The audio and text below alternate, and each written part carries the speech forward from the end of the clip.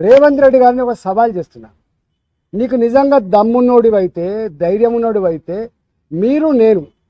మీరు నేను కలిసి ఇద్దరం వితౌట్ సెక్యూరిటీ మూసీ పరివాహక ప్రాంతంలో ఇవాళ ఏ ఇళ్ళు అయితే నువ్వు కూలగొట్టబోతున్నావు, ఏ ఇళ్ళకైతే నువ్వు నోటీస్ ఇచ్చి చేసే ప్రయత్నం చేస్తున్నావు, అక్కడికి మనం పోదాం, ఇద్దరం కలిసి పోదాం.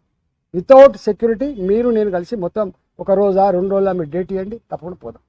రెండవది, ఇదే మూసీ ప్రక్షాళనలో భాగంగా పనిగిరి లాంటి కాలనీలు ఏవైతున్నాయో, చైతన్యపూర్ లాంటి కాలనీలు ఏవైతున్నాయో, వాళ్ళు ఏదైతే ఇలా కన్నీళ్ళు పెడుతున్నారో, ఒక గర్భిణీ స్త్రీ 9 నెలల గర్భిణీ స్త్రీ, ఆమెకు డెలివరీ డేట్ ఇవ్వాలో రేపో డ్యూ డేట్ ఉన్నదని చెప్పి ఆమె ఏడుస్తూ ఉంటే, నీవు కనుక ఇది ఖాళీ చేసి పోకపోతే నీకు డబుల్ బెడ్రూమ్ కూడా రాదని చెప్పి ఆమెను పోలీసులు బలవంతంగా నెట్టేస్తే, ఆమె అన్న మాట ఏంటంటే నీ డెలివరీ ఎక్కడ కావాలి అని చెప్పి కాలేజీలో పడితే నువ్వు కలికరించలేదు కదా, రా నువ్వు నా చైతన్యపూర్కి వస్తావా, నా కొత్తపేటకు వస్తావా, నా ఉప్పల్ నియోజకవర్గంలో ఉన్నటువంటి రామంతపూర్కి వస్తావా, పోదాం.